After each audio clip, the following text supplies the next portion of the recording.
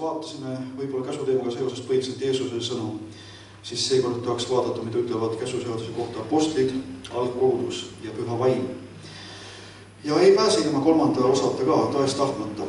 Siis tahaks rääkida apostli Paulusest ja vaimust käimisest. Aga täna vaatame siis seda, mida siis ütlevad apostlid, mida ütleb algkogudus, mida ütleb püha vaim. Ja vaataks mõnda kohta, mis on olnud võib-olla komistuseks või vääriti mõistetud. Ja ma alustan sellest, et kuigi me käime lihas, ei sõdi me mitte liha viisi järgi. Meie võitluse relvad ei ole lihalikud, vaid nad on vägevad. Jumalas maha lõhkuma kindlustusi, hävitades kõik mõistuse targutused. Ja me lükkame ümber kõik kõrgistused, mis tõstetakse Jumala tunnetuse vastu, võttes vangi iga mõtte Kristuse sõnakuulelikkuse alla. Kui sa seda kõik nüüd loed või kuuled, siis sa näed, et ei ole mitte mingit võimalust. Kõik lükatakse maha, kõik istakse maha, kõik võetakse Kristuse sõnakuulelikkuse alla, sest see on Jumala poolt niiviisi määratud ja välja öeldud ka. Aga edasi tuleb nüüd üks punkt. Ja olles valmis nuhtlema mis tahes sõnakuulmatust. Ja olles valmis nuhtlema mis tahes sõnakuulmatust, kui nüüd teie sõnakuulelikkus enne on saanud täielikuks. Ja see on see, millega on Jumala vaim täna tegelemas, et meie sõnakuulelikkus saaks täielikuks ja siis ta saaks oma ihu kaudu nuhelda kõik sõnakuulmatust.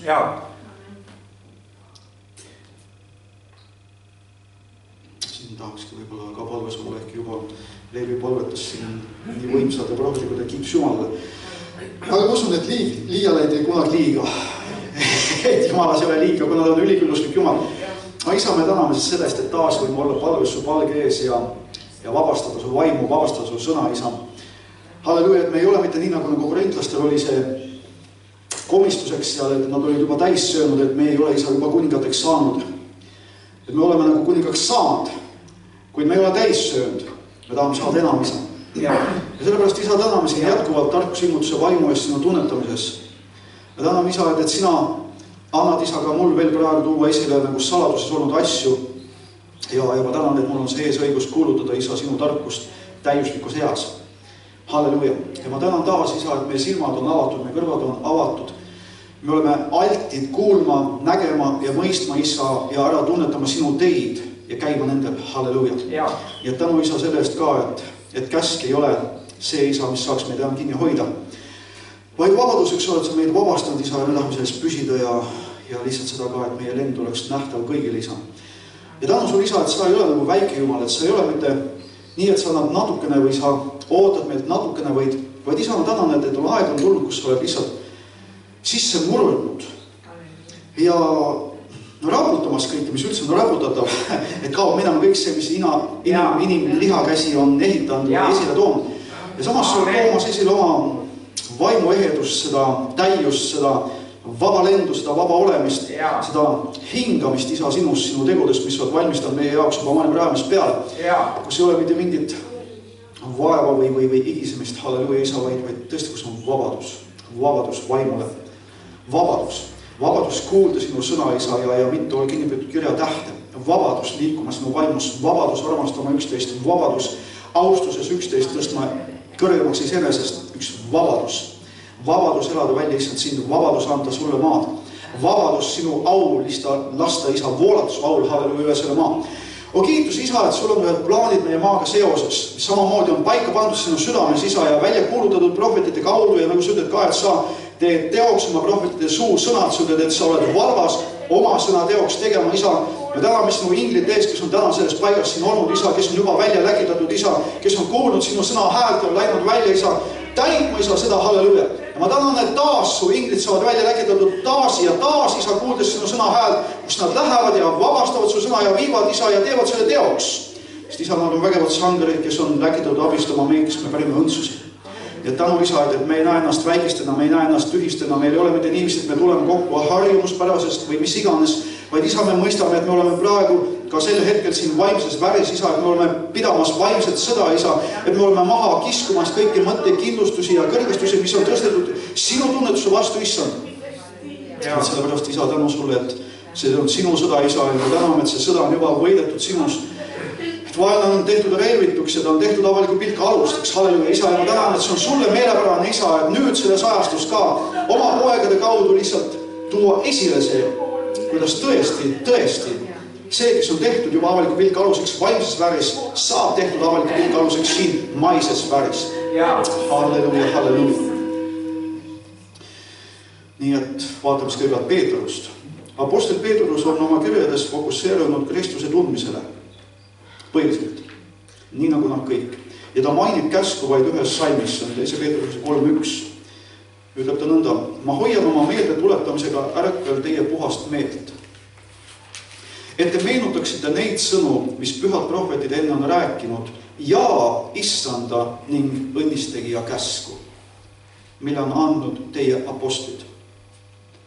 Kui sa nüüd loed avatud kõrvadega, me alustame Peetrusest ja läheme samm-samma haaval edasi. Siin sa näed väga selgelt, mis käsust ta räägib, käsk, mis on issanda käsk ja mis on antud apostlite kaudu. Mitte käsk, mille oli Jehova andnud Moosese kaudu. Sa näed siin hoopis teine asi. Nüüd vaatame apostel Johannest. Apostel Johannes kirjutab põhiliselt armastuskäsust ja Kristusest püsimisest. Ja taas on keskpunktis Kristus. Aga Johannes on üks omapärane lugu, kui ta oli noor alles.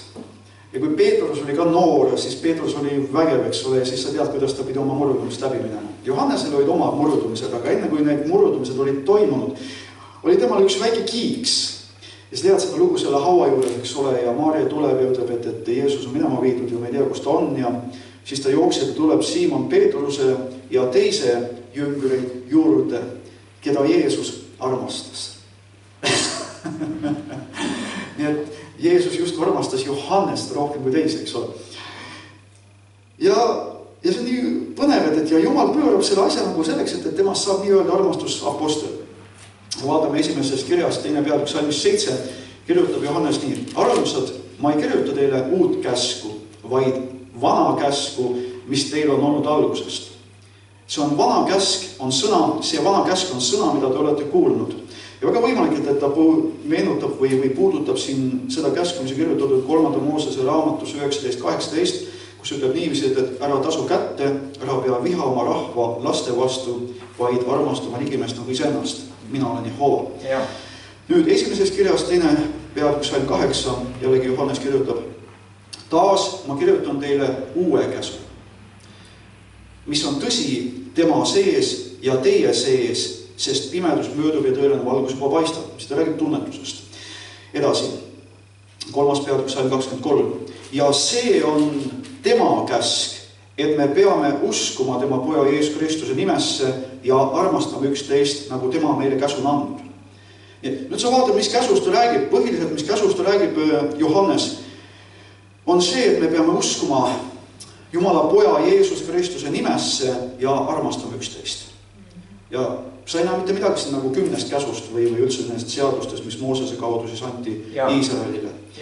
Edasi ütleb ta, ja kes peab tema käske, see jääb temasse ja tema sellesse. Ja sellest me tunneme, et tema jääb meisse sellest vaimust, kelle ta meil on andnud. Taas näed seda, kuidas nüüd öelda, ta suunab meid sinna poole, et me oleme uue lepingus, on vaimulepingu sulased. Et vaim, Jumala vaim nüüd meie sees. Ja mis käskudes Johannes siin kirjutab? Ma usun, et need on kirjas evangeeliumites ja üks on, loen Mattuse 17.5, ehk see on teistes kohtades ka, aga ma loen siit. Kui ta alles rääkis, vaata siis varjas neid hele pilv ja vaata hääl pilvest ütles, see on mu armas poeg, kellest mul on hea meel, teda kuulake. Uskuma tema poja nimesse. Ja edasi Johannese 14.1 ütleb nüüd Jeesus, teie süda ärgu ehmugu, uskuge Jumalasse ja uskuge minusse.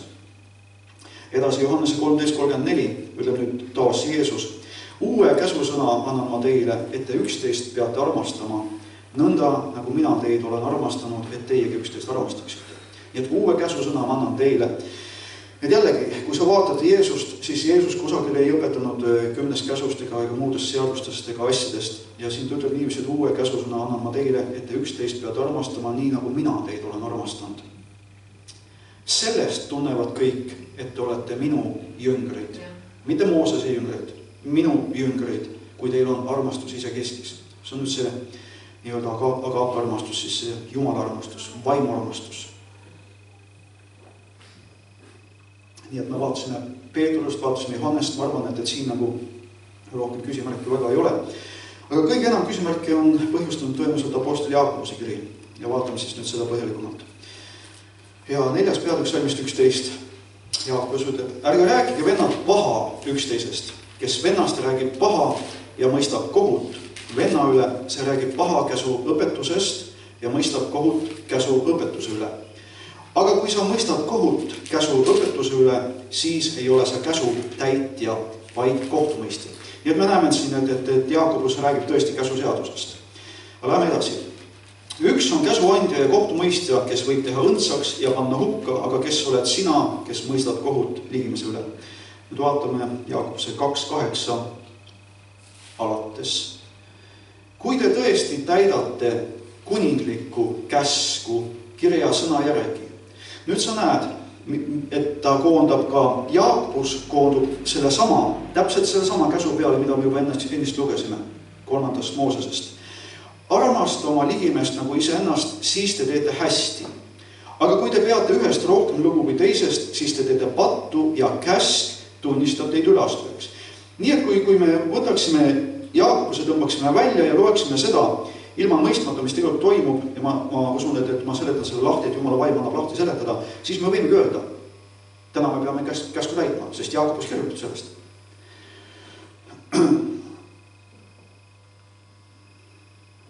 Aga nagu eelmine kord ma mainisin, ma tahan seda rääkida taas. Kirjatäht on seatudki kinnipüüdmiseks, komistamiseks, vangistamiseks. Sest Jumalaga saab käia üksnes see, kes on südamelt alandlik, nagu sa juba täna rääkisid siin ka sellest, et Jumal otsib, Jumalal on meelepärane vaimu murrutus. Huvitav, mu abikaasa läks nüüd autovõtmetega ja läkski vist veel. Tuli naine. Kiitis Jumalale. Jumal otsib ruusuks pekstud vaimu, kuidas ta ütleb, eks ole. Aga mida see tegelikult tähendab? See tähendab just nimelt õpetatavust, allahitlikust, alandlikust. Alandlikult pärivad maa ja mida iganes, kui sa loed neid õndsaks kiitmisi. Siin ongi see nii-öelda point või kuidas iganes. Jumalale saab lähendada alati vaimu poolest. Vaimu tunnetuse, vaimu mõistmise poolest. Mitte iialgi lihaliku meele tundmise mõistmise poolest, mitte iialgi. Ja sellepärast juhtubki niiviisi, et kirjatäht. Ja kirjatäht ongi Jumala sõna osutub kirjatäheks, kui mina liginen Jumala sõnale ilma Jumala vaimuta. Mul on katte ees.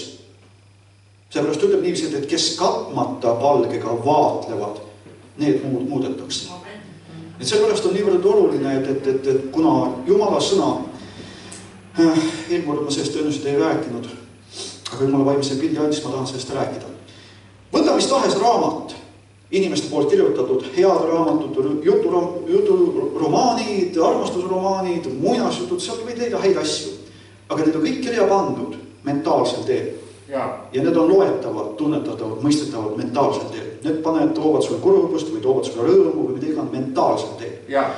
Aga Jumala sõna ei ole kirjutatud raamat lihtsalt mentaalsel teel, et ma nüüd ka loen seda ja ma saan aru. Sest see on vaimne raamat. Ja seda saab mõista ja tunnetada üksnes vaimselt. Kuna inimesed on selle küll kirjutanud, aga Jumala vaim inspireeris, mida sinna kirjutada, sest mitte ühtegi asja ei ole sinna kirja pandud.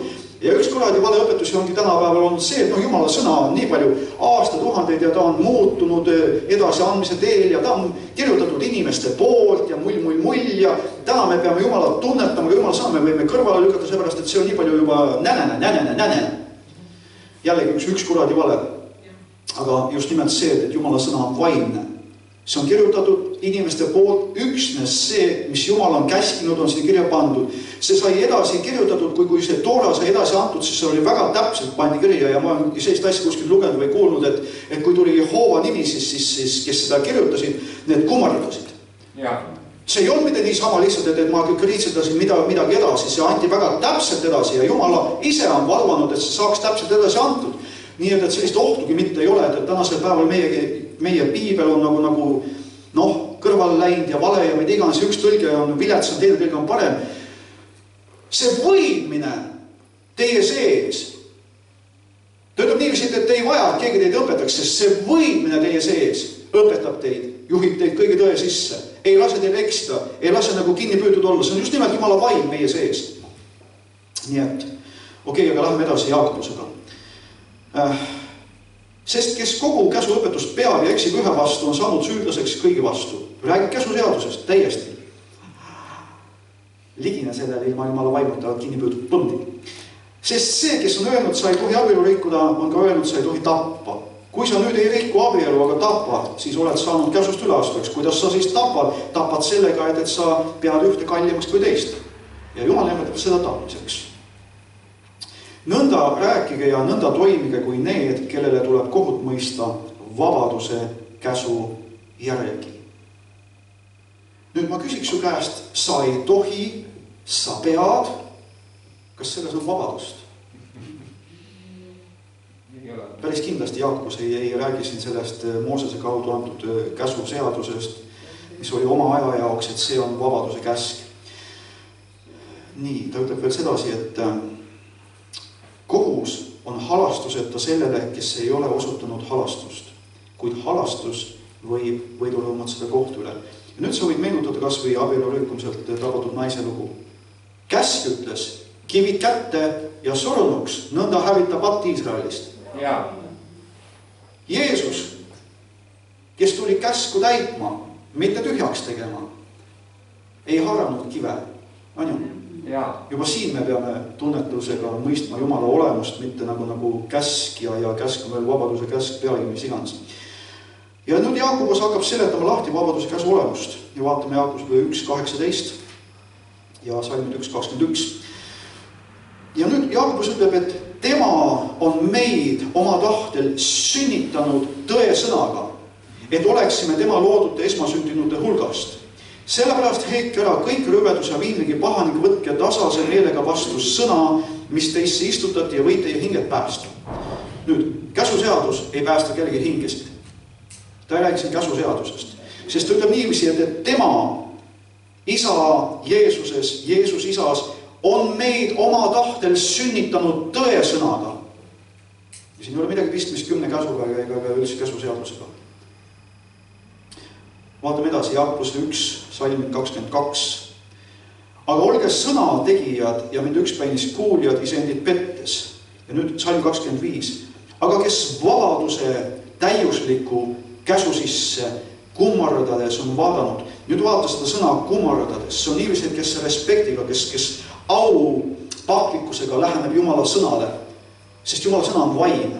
Jumala sõna ei ole kirjatäht. Jumala sõna on vaim. Kui sa lähened sellele au paklikkusele, sa lähened sellele vaimus, siis hakkab Kristus sulle särama, see hakkab tulema sulle, ta hakkab juotama sind tõe sisse, tuleb sulle tarkus ilmutuse vaim.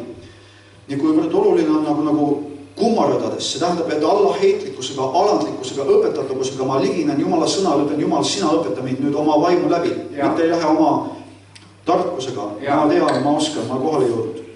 Niisiis, kes vabaduse täiusliku käsu sisse kummardades on vaadanud ja jääb selle juurde, ei ole unustav kuulja, vaid on teo tegija, see on kõigis oma tegemises. Nüüd, Johannes kirjeldab vabaduse käsku järgmiselt, see on 2. Johannes 1.9. Igaüks, kes astub Kristuse õpetusest üle, ega jää selle sisse, sellel ei ole Jumalat. Ta ei ütle siin, et igaüks, kes astub üle käsuseadusest, ta ütleb Kristuse õpetusest. Taas, kui sa loed neid sõnu evangeeliumides, mida Kristus rääkis, siis sa näed, et ta ei räägi seal 10 käsust ega üldse kõigest käsuseadusest. Ja sellest oli eelmärgult juba juttu, ma selle peatuma ei hakka. Nii et kes püsib selles õpetuses, siis Kristuse õpetuses, selles on nii hästi isa kui poeg. Ja nüüd kirjade, vabus, ma olen veel, et kuidagi suu kuivata.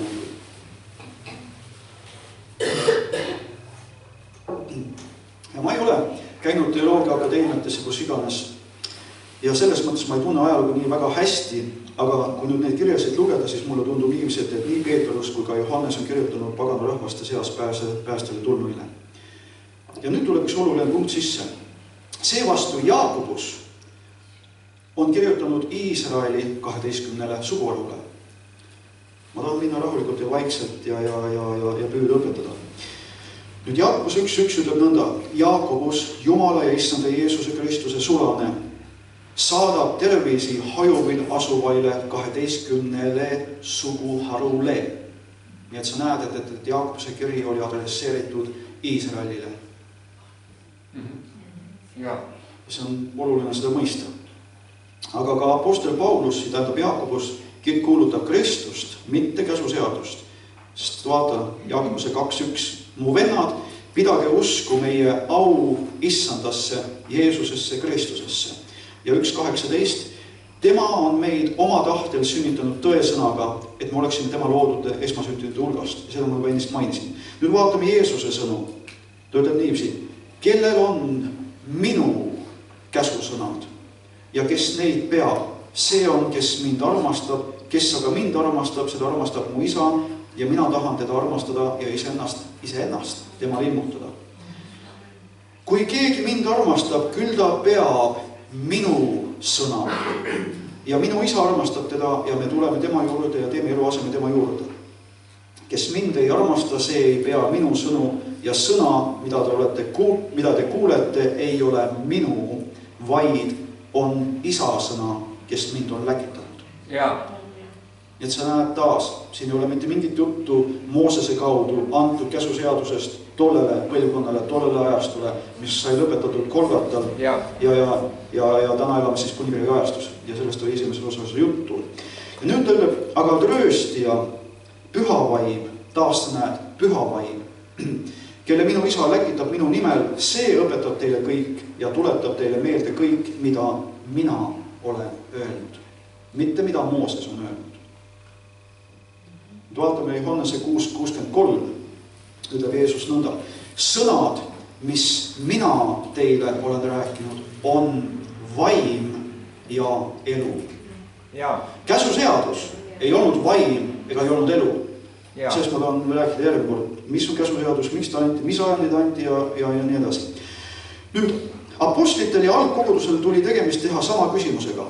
Ma usun, et ma seletasin ära nüüd selle Jaakobusega kirjas olevat asja. Mulle tundub niiviisi, et kas ma midagi jätsin vahele või tuleb siin nüüd eespool. Kohe.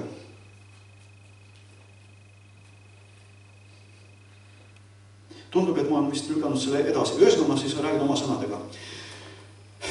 Jaakobus, ta kirjutas Iisraelile. Ja see on ikkagi siin eespool. Olgu, ma lähen järjekord. Mis on natukene siin mul sassi läinud, aga vahet pole. Nüüd apostlitele ja algkogudusel tuli tegemist teha sama küsimusega. Kas pagana rahvast seas uuesti sündinud kristlased peavad pidama Moosese kaudu antud käsku?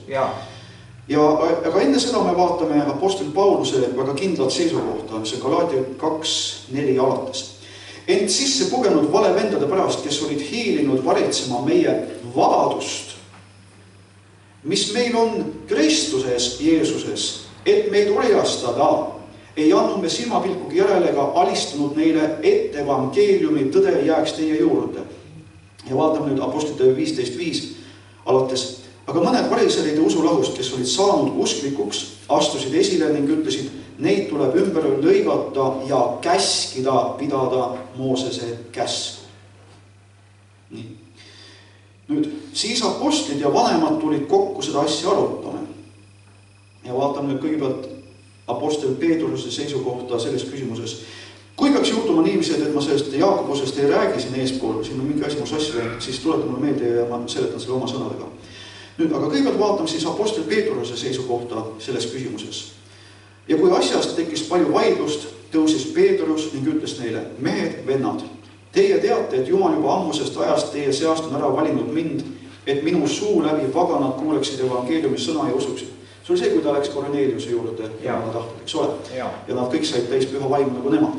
Ja südamete tundja Jumal on neile, ehk siis pagana rahvaste seas päästele tulnuile andnud tunnistuse, andes neile püha vaimu otse kui meilegi, ega ole teinud mitte mingisugust vahet meie ja nende vahel, puhastades nende südamed usu läbi.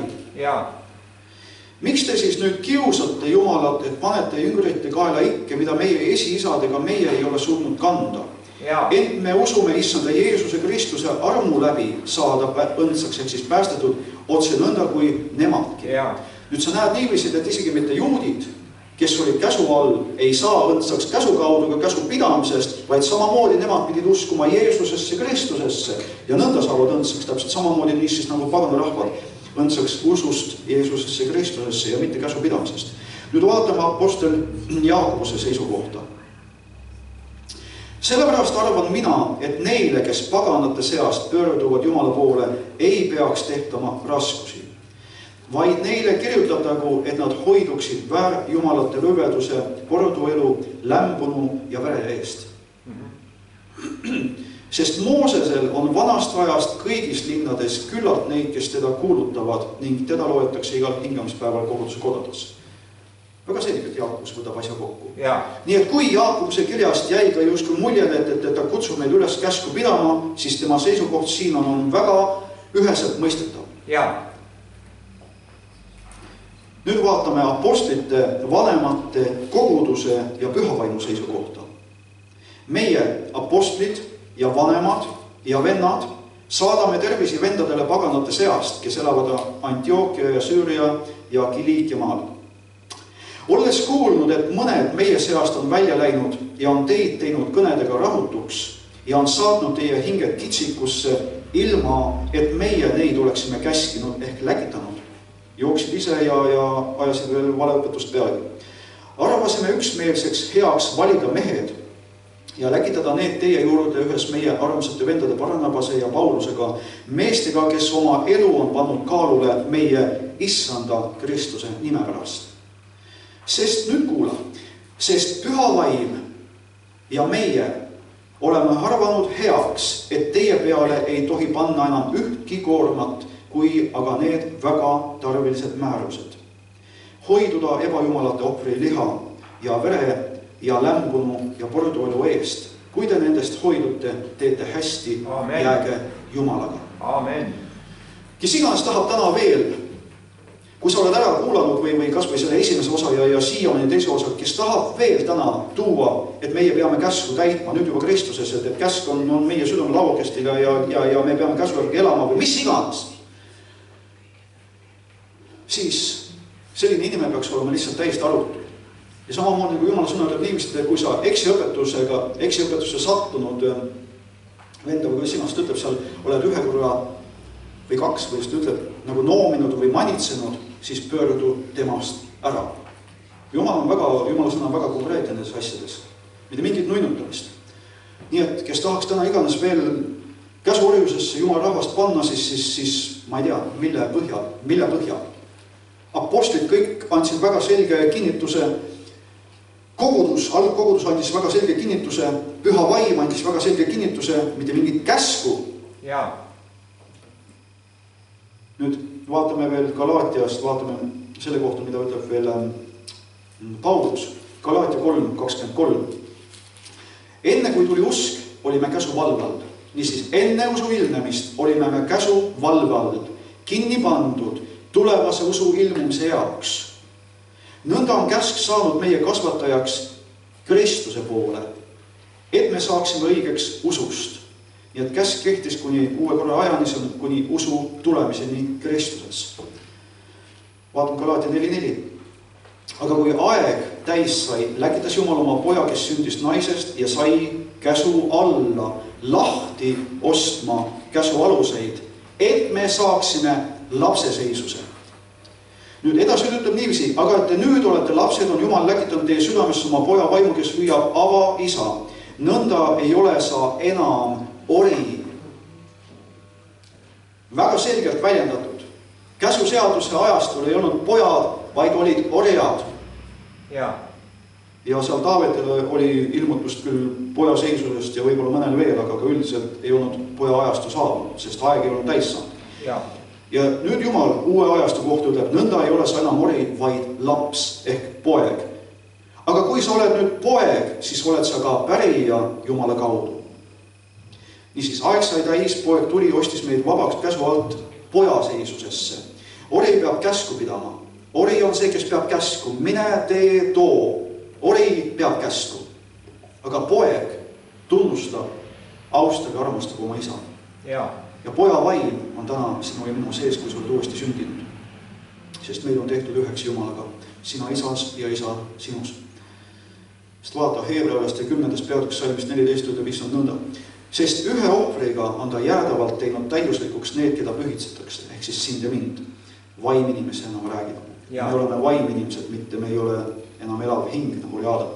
Seda tunnistab meile ju ka püha vaim, sest kui ta oli öelnud, niisugune on leping, mille ma teen nendega pärast neid päevi, ütleb issand, ma panen neile südamesse oma käsud ja kirjutan need neile meelde. Taas, kui sa nüüd seda ei suuda tunnetuslikult Jumala vaimus ära mõista, siis sa loed siin kirjatähena, et Jumala käsud on minu südames ja Jumala käsud on minu meeles, tähendab, ma pean neid pidama. Aga mida ta ütleb? Tegelikult ütleb ta hoopis seda, et Kristus oma vaimu kaudu, Jumala vaimu kaudu, püha vaimu kaudu, Kristus, kelles on käsk täidetud, täide viidud, elab nüüd sinu minu südames püha vaimu kaudu. Ja sul ja mul on nüüd Kristuse meel. See tähendab seda, aga mitte niiviisi, et ma pean käsud on siin ja käsud on siin. Nüüd isa kaudu Kristus ei tulnud taastama Edenis kaotsi läinud ja ta ei tulnud ka reformima käsulepingut. Ta liikus oma plaaniga edasi ja ta sünnitas uue. Ja ma olen suht veendunud, et just nimelt selle, mis oli isa südames olnud ajastud algusest saadik. Sest kõik oli ette määratud. See ei olnud sugugi mitte niiviisi, et Adam langes pattu ja oi, nüüd me peame tegema uue plaani. Kõik oli ette teada. Amen. Enne Adama loomist, kui sa saad sellele asjale pihta, hoopis enne Adama loomist oli Jumal plaan paigas. Amen. Juba oli Jeesus Kristus pandud, kes pidi olema tal, kes tuleb ja maksab hinna. Amen. Enne kui üldse Adam loodi. Nii et kõik on Jumala plaanis olnud, mitte et ups, toimus üks kurat sadas sisse ja tegi asja ära, ei teinud midagi. Kõik on täielikult Jumala kontrolli olnud ja Jumala tahtes olnud. Kui me hakkame mõistma ja nägema seda, siis ma usun, et see ongi see, et Adam oli Jumala poolt loodud elavaks hingeks. Sina ja mina täna ei ole enam elav hing ja sind ja mind täna ei ole loodud. Siin on ka suur vahe, sind on sünnitatud Jumala vaimu poolt ja sind on sünnitatud vaimuks. Vaim on, kes teeb elavaks ja ta räägib ka niiviisi, et esimene Adam oli maast muldne, teine Adam oli taevastest ja teine Adam on see, kes elustab ja tema on vaim. Ja Adama näol ei paljundanud Jumal iseennast, kes on vaim. Kuna Adam oli loodud elavaks hingeks, jah, ta käis Jumalaga ja mida iganes. Aga ta oli pilt Kristusest, kes on viimne Adam. Nii nagu Mooses oli pilt Kristusest. Kui sa näed niiviisi, et terve läbi vana lepingu üks punane joon nagu läbib ja see kõik suundub kogu Kristuse poole. Isa südames on olnud ajastud algusest peale tuua oma poeg, oma ainusündinud poeg, lasta tal minna surra ja nüüd, kui ta üles äratab oma ainusündinud poja, nüüd äratab ta ülesse uue loodu peana. Nüüd isa saab endale rahva, kes on ajastud algusest olnud tema südames. Sünnitada endale pojad. Kui me hakkame seda natukene nägema, esmasündinu paljude vendade hulgas, mitte millegi poolest tegelikult uuesti sündinuna sina ja mina, me ei ole nagu vähem olulised, vähem võimekad, vähem aulised, mida iganes kui Jeesus Kristus, sest ta on esmasündinu paljude vendade seas. Kui me hakkame nägema seda Jumala plaani, ta tahtis endale saada rahvast, ta sünnitas endale pojad. Aga see ongi see, et nii palju katted on olnud peal, nii palju pimedust on olnud, et me ei ole suutelised olnud nägema ennast uue loominguna, nii nagu on Kristus. Aga see ongi see, et tasapisi, samm haaval Jumal on viimas meid enam tarkus ilmutuse vaimu kaudu sellesse tõesse. Ja me hakkame enam ja enam olema tema sarnased. Ja mõtle, kui kaunis see on. Kes suudab seista täna Kristusele vastu? Milline looming? Kes suudab seista sulle ja mulle vastu? Kui me jõuame sellesse. Nüüd, kas Kristuses on ülbust? Kas Kristuses on, ma ei tea, mida iganes? Ei ole. Valgus, puhtus, armastus, olemine. Täpselt samamoodi sinus ja minus, kui me oleme leitud temas. Seal ei ole mingit uhkust, seal ei ole mingit upakile ajamist, seal ei ole midagi, et mina nüüd tulen või ma nüüd tulen teen. Vaata, kui üks kaunis pilt on, kõik on kirja pandud, kõik on pandud Jumala sõnasse kirja ja kui me hakkame enam Kristusesse jõudma, mida enam me temas oleme, seda enam asjad hakkavad avanema meile. Ja kui jüngrid olid seal kõvad tegijad, eriti need skõvapojad, just või? Kas tahad, me toome tule taevast alla? Mingisugune küla siin ei võta sind vastu, ei võta meid ka vastu, toome tule alla taevast. Jeesus ütles, poisid, te ei tea, mis vaimust olete. See ei olnud sugugi mitte niiviisi, et nad olid uuesti sündinud, nad olid uuesti sündinud, et nad nüüd olid Jumala vaimu mõju all, nad olid hoopis ühe maailma vaimu mõju all. Kas toome tule alla, hävitame nad ära? Sest Jumal ei tulnud mitte hävitama, vaid Jumal tuli lepitust tooma. Nii et Seda ma juba rääkisin, et Aadam oli eeltähenduseks Kristusest, kes viimse Aadamana oli selleks ette määratud maailma rajamist. Langenud aadamlik sugu sai Kristuses kokku võetud ja ristisurma kaudu lõpetatud vaimses sfääris, sellest on nii palju meie räägitud rahukoguduses.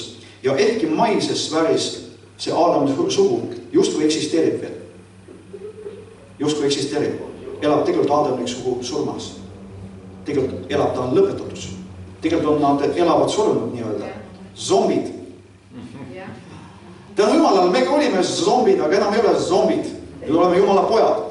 Ja me äratud ilmsiks tulema Jumala poegadena väes, kes samamoodi need nii-öelda zombid. Ärgus olgu komistuseks kellelegi, aga sa pead mõistma, et nad on tegelikult surnud. Nad on elavad surnud.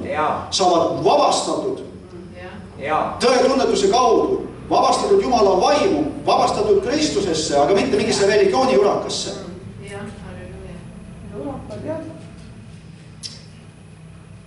Niisiis, ja aadamlik sugu käib täna surmas ja selle lõpp on igavene lahutatus elust, kelleks Jumal on. Aga Kristus peale üles äratamist suremist saab esmasündinuks ja absoluutselt uue loodu peaks, kes me siis täna oleme. Ja seda ma juba rääkisin, ta on esimene poeg, ta on kogu selle uue loomingu esimene poeg, mitte ainusündinud poeg, esimene poeg, kogu selle uue loomingu esimene poeg, mitte viimane poeg, mitte ainus poeg, esimene poeg. Kui kaunis see on, mulle meeldib just Jumal, see on samamoodi, kui sa hakkad Jumala loomust nägema. Siis sulle meeldib nii väga see, et seda ei anna nagu isegi seletada nagu lahti, aga keegi mingi päkakas kõrvalt tuleb, ta tahab astuda Jumala vastu, ta tahab astuda Jumala loomingu peale, ta tuleb ja mõtleb, et ta saab anastada ja hävitada ja teha isale haiget seetõttu ja tulla ja sõtku ja tallata inimlaste peale. Ja nüüd Jumalale kaunis plaan olnud kogu ajastud algust peale, ta võtab selle sama tallatava, hävitatava, muserdatava, võtab selle ja paneb ta kuradile turja peale valitsema. Kasutab kuradit ära, et surma kaudu ülestõusmis ellu äratada uus sugu. Nagu, kui sa hakkad nägema Jumal plaan, lihtsalt võrratu, halleluja. Mitte, et isa tuli oma jõus ja teeb natukene niimoodi. Mina sul võin, ma kustutan su ära ka. Või võtab selle, kes selle silmis mitte midagi nagu ei olnud. Kadestab, alavääristab, mida iganes, vihkab. Võtab nüüd selle ja näitab, kes on boss. Mitte enda kaudu, oma poegade kaudu. Mitte Jeesuse Kristuse kaudu, vaid sest Jeesuses Kristuses on asjad lõpetatud. Kiitus Jumalale. Ja nüüd on antud meie kätte. Kepp meie kätte. Puruks lüüa, päike panna, märata, nii ja naa. See on nii kaunis, et Kristuses ei ole nagu mingit seda saadanlikku, et seal oleks seda isendust või ülbust või auahnust või võistlemist või ma ei tea mida iganes. See ongi tõeks saanud sõna, Kristuses on vabadus. Vabadus kõigest aadamlikust, kõigest sellest saatan seinest.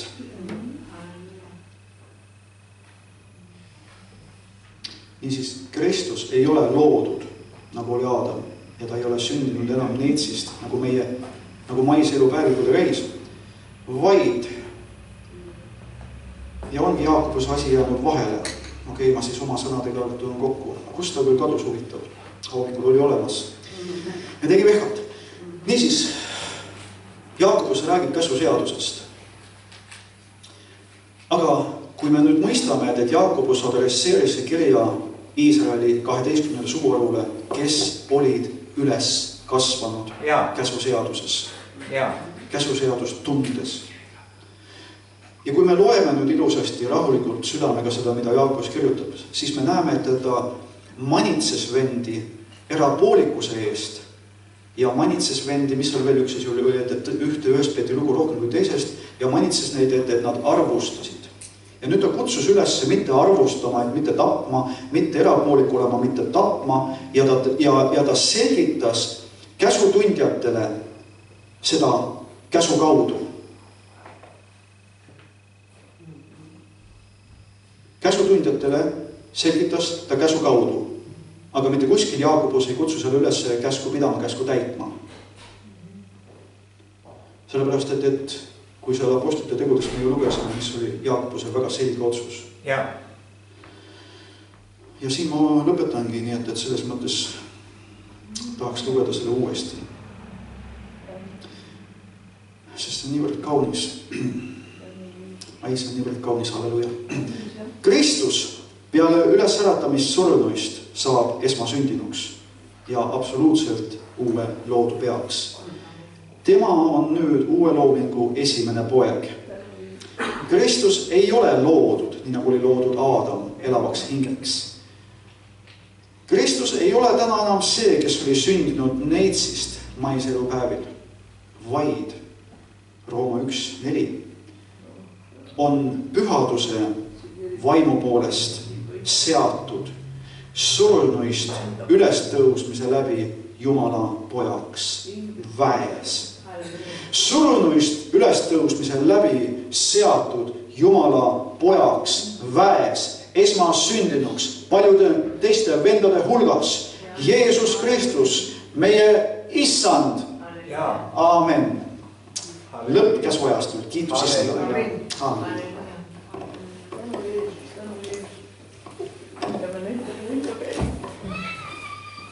Nii et siis mulle meeldib, et Jumal on meid kutsunud lendama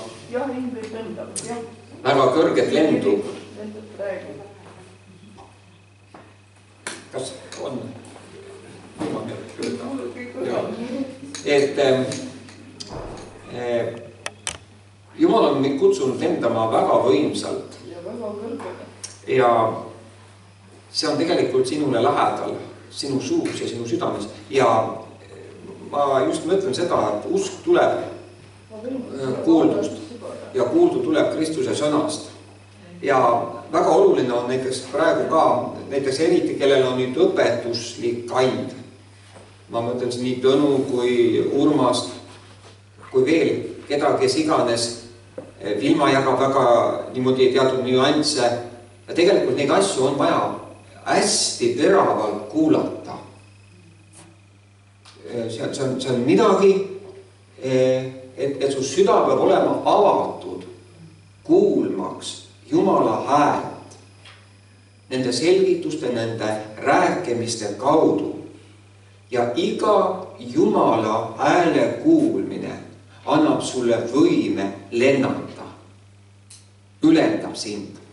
Iga Jumala hääle kuulmine annab sulle ühe väe tõusta kõrgustesse.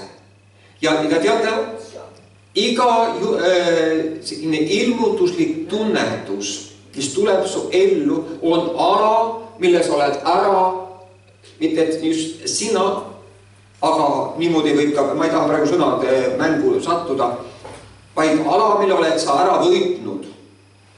Maa, mille oled sina alistanud. Maa, mis tegelikult kuulub sulle, et sa valitsed seda maad. Mäletad Iisrael, kui ta läks, siis iga vallutatud ala, ta pidi seda ala valitsema. Ja kujutage ette, kui kaunis ja võrratu on see iga ilmutuslik tunnetus ja valgus, mis sul ellu tuleb, sa hakkad valitsema. Ja sa ei satu enam hingevaenlaste püünistesse. Sul on võime kuradile vastu seista ja sa automaatselt selle väe läbi ühel või teisel viisil isegi endale aru andmata sa kisud maha hingevaenlase ehitatud asjad, mis tõstetakse Jumala tundmise vastu. Selle ilmutusliku teadmise, ilmutusliku mõistmise, selle sees on ka tunnetus selle kaudu. Ma mõtlen seda, kui reedõhtu siin Taimi rääkis ühest olukorrast, sest kui palju on püüniseid, kui palju on lõkse täna, kuhu tegelikult ka kristlased satuvad. Ja miks nad satuvad sinna, on see, et puudub see ilmutuslik tunnetus ja see tarkus. Ja nüüd, kui inimesena satub, siis tal on kui palju õigustust ka veel peale seda ja inimene on muuseas huvitav, kuidas sinna läheb. Siis tegelikult ta tegelikult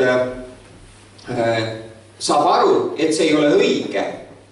Aga nüüd ta alateadvuses hakkab õigustama. Ja tegelikult ta tegelebki ainult enda õigustusega, et seda asja teha. Aga Jumal on meid kutsunud selles ilmutuslikus asjas liikuma. Ja nüüd, kui inimene omab ühte ilmutuslikku tasandit, siis tegelikult selle läbi sa saad tegelikult aru, mis on tõene, mis mitte tõene. Ja sa saad ennast korrigeerida. Aga muidu, kui seda ei tule, siis tegelikult sa alati õigustad. Või vähemalt püsid selles pettuses. See on vääline. Sellepärast, nagu Urmas on alati väljendanud, on väga oluline selle alandliku südamega kuulata. Kuigi see alandlik süda on väga palju segadust ka külvanud selles mõttes, et ma olen olnud sellises tasandis, kus on inimene püüdnud inimlikkuses olla väga alandlik. Ja ometi tegelikult mitte nagu vaimust ta ei ole alandlik. Ja nüüd inimene jälle satub pimedusse selle tõttu. Aga kui su süda on tõeliselt alandlik, siis Jumala tunnetus hakkab võimsalt levima ja Jumal hakkab ületama. Ja nagu praegu Urmas seda selgitas, seda käsku tasandit, see on tegelikult, seda on väga võimas mõista, sest kui me vaatame, eks meie maal on ka väga palju, ma ei mõtle ainult praegu advent liikumist, kes on otse niimoodi rajatud sellise käsuasjale, vaid tegelikult ma mõtlen ka kõiki teisi kogudusi. Me ei ole küll nüüd otseselt, me ei tunnista niimoodi, sellisel viisil.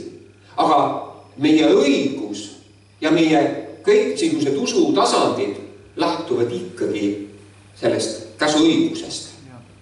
Sellepärast meie tundled ka on ühel päeval positiivsed ja teisel päeval negatiivsed. Ühel päeval ma olen õige, teisel päeval ma olen patune. Sest see tegelikult lähtub tegudest ehk käsuõigusest. Ja Pauluse palve oli Filippi 3:9, et mul ei ole õigust, mis on käsust. Mul ei oleks õigust, mis on käsust, vaid see õigus, mis tuleb Jumalalt, Jeesuse Kristuse usu läbi.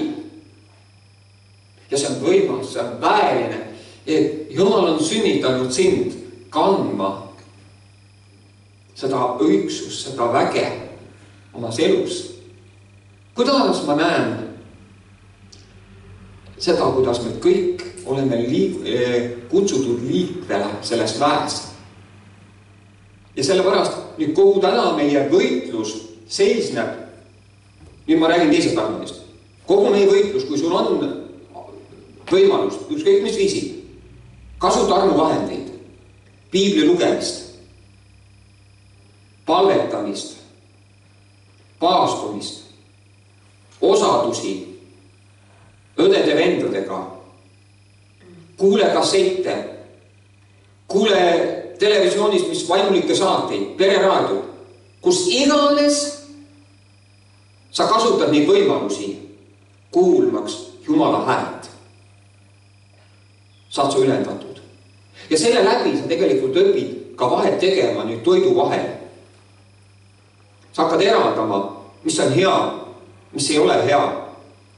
Ja kui ilusasti Heebrea kiri ütleb, kui sa osa saad õiguse sõnast, siis õpid vahet tegema, et kõik vaimulik toit ei olegi toit. Aga see ei ole probleem. Sa õpid seda eraldama. Ja see on võimas. Kui sa hakkad nägema seda vabadust, millega Kristus on meid vabastanud ja seda õigsust, millega Kristus on meid ülendanud, olema tema palge sarnased. Ja sellel päeval sa ei räägi enam lihast, sa ei räägi enam inimlikkusest. Sellel päeval sa räägid usuõigusest, mis on Kristuses, Jeesuses ja mis on osa sinu elust. Ja sellest sa vooladki. Aga sa samas sa võid voolata ka selles inimlikus tasandis terve elu. Nii et valik on minu ja valik on sinu. Kus me voolame, kus me elame? Ei ole nii, et keegi on inimlikkuses püham ja on nüüd tublim ja nüüd selle usuõiguse nagu kätte saanud selle kaudu. Küsimus üldse selles, vaid kes on kätte saanud? Kes on olnud ausad, õpetatavad, kes on kuulnud issanda häält ja tähele pannud. Sellepärast, kui me oleme osaduses, ma isegi vahel on niimoodi, et mulle meeldib nii, et ühest küljest, et meil ei ole korda. Mulle teisest küljest, mulle meeldib, kui on selline korralagedus ühest küljest. Aga teate, teisalt on teine pool. Kui õhus on pühavaimu liikumine, kui õhus on issanda hääle kuuldavus, siis tegelikult saad aru, on vaja piirvaikust. On vaja niisugust keskendumist. Saad aru, koguduse koosolekul üks väike prõks, üks väike liikumine, saad aru, võib segada issanda hääle kuulmist. Saad aru, milles on need tasandid? Küsimus ei ole meie kord, vaid küsimus on täna, kas me püüame õhust kinni need raadiolained ja haarame nendest kinni ja talletame need. Me võime teha inimlikult mingi korra, mingi distsipliini ja teha kõik väga kauniks. Aga sellest ei pruugi olla kasu. Aga samas meil peab olema nüüd tarkus, et haarata ja keskenduda issanda hääle kuulmisele. Sellepärast ma isegi ütlen niisuguse mõtte vahel välja ja seda on välja enne ka öeldud, et kui sa tahad väga issanda hääle kuulda, siis tegelikult on hea, kui tulla ettepoole. Mille pärast? Mitte sellepärast, et sa taga ei kuula, vaid asi on nüüd selles, et ees on vähem segavaid tegureid. Sa ei lase ennast võib-olla häirida liikumistest, igasugustest tegemistest, sest neid asju ei saa keelata tihti peale. Aga kui sa oled ees, siis saad keskenduda. Su fookus on Jumala sõnale. Su tähelepanu on issanda sõna.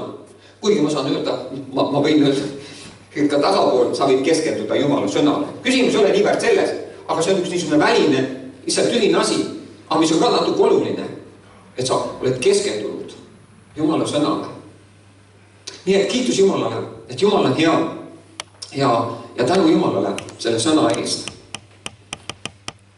Mulle järsku korraga nii puudutas, kuidas tahame puue käilenud, kuidas Jumala asjad, kõik seinad, kõik asjad, mis Jumal on, ma tahan seda võidud kirjad, on elavad. See on huvitav, see sai mul täna selgeks, see sai mul täna korraga kogemuseks, et Jumala juures ei ole surnud asju ja Jumala juures on kõik kasvavad asjad.